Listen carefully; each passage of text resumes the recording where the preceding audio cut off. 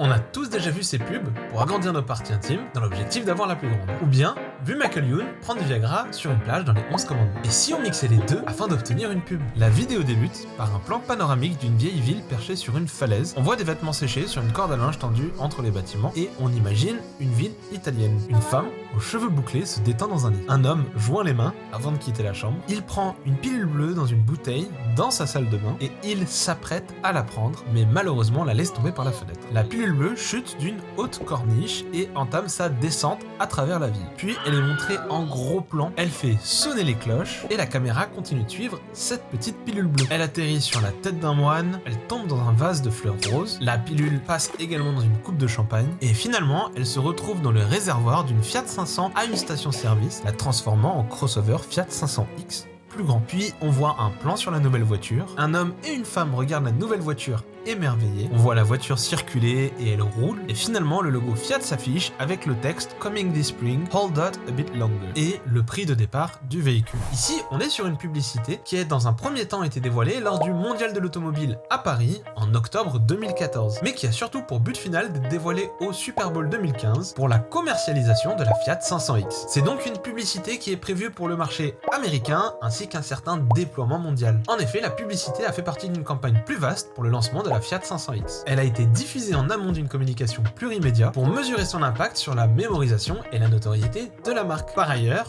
une autre campagne de lancement pour la nouvelle 500X a été lancée en 2018. Au-delà du coût de la création de la publicité, le spot coûte environ 4,5 millions de dollars pour la diffusion au Super Bowl. Car le Super Bowl est un événement majeur permettant d'avoir une visibilité mondiale, ce qui explique le prix des publicités présentes. On fera peut-être un jour un épisode sur les meilleures publicités lors d'un Super Bowl. Ici, on joue sur une publicité drôle qui permet via un storytelling d'expliquer pourquoi la voiture a grandi. Cela permet l'introduction du nouveau modèle Fiat qui est un peu moins dans l'esprit Dolce Vita et un peu plus dans l'esprit aventure et grands espaces. On voit ici que l'objectif est de montrer que la nouvelle Fiat 500 est plus grande et que cela répond aux besoins des gens qui veulent une grande Fiat 500. Ces grandes voitures pouvant couvrir les grands espaces américains et ces paysages à couper le souffle. Mais on garde l'inspiration d'une voiture qui sent la Dolce Vita comme un Vespa, d'où le cadre mis en avant dans la publicité. Par ailleurs, ici on est sur un lancement mondial de la nouvelle voiture. Cependant, on peut voir que l'écran de fin va être adapté en fonction du pays dans lequel cette publicité va être diffusée. En France, aux Pays-Bas et en Russie, nous avons eu 7 écrans de fin. L'Espagne a eu le droit au suivant et l'Italie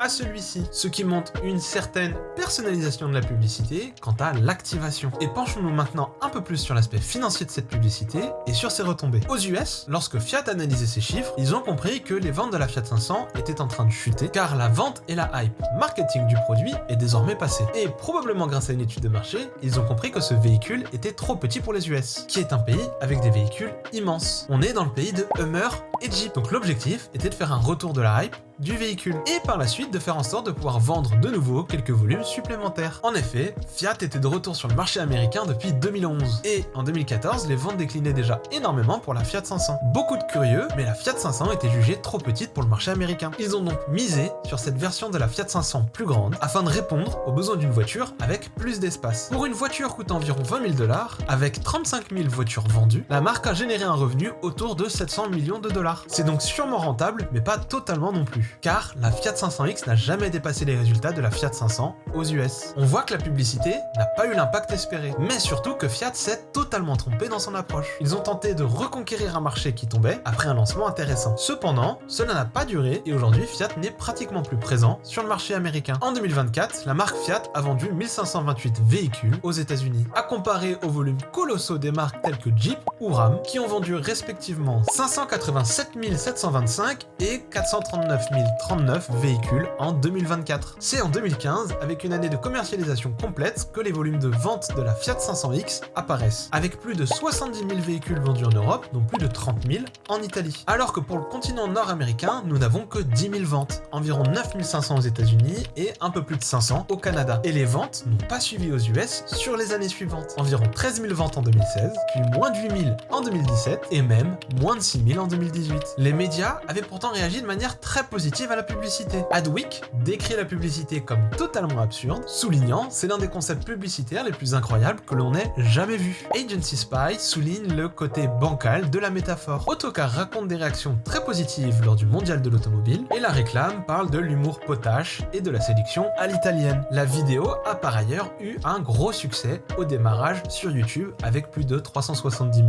vues en 3 jours. Par ailleurs, Inquisit rapporte que le Super Bowl a rapporté plus de 3,4 millions de vues en une journée, suscitant de vives réactions sur les réseaux sociaux. Plusieurs médias américains ont salué l'originalité du concept, et selon The Detroit News, il s'agissait du meilleur spot du Super Bowl. Mediapost émet quant à lui une critique plus nuancée, notant que pour certains, le message devient confus. À mi-chemin, je ne me dis même plus que c'est une publicité pour une voiture. Une professeure de marketing a mis en avant que le message pouvait être flou pour la cible de la publicité. On voit donc que les gens ne sont pas convaincus par la publicité, sans même avoir encore regardé les chiffres de vente. Certains commentaires montraient que cette publicité avait déjà des limites, même avant son lancement. On a certaines réactions amusées qui ne parlent que de la pilule bleue. Et on voit même un internaute italien qui montre que ça a généré des questions surprenantes en Italie de la part des enfants. Cela montre encore plus de limites à cette publicité, et que Fiat aurait dû sonder un peu plus la vie des gens avant de se lancer dans ce projet. Comme quoi, faire une bonne publicité ne permet pas forcément de réussir à relancer ses ventes. Une étude de marché aurait été très intéressante ici pour comprendre la perception de la marque aux États-Unis avant de lancer cette publicité, et permettre de partager un message clair pour la cible. Sûrement quelque chose de raté, une opportunité non convertie. Mais au moins,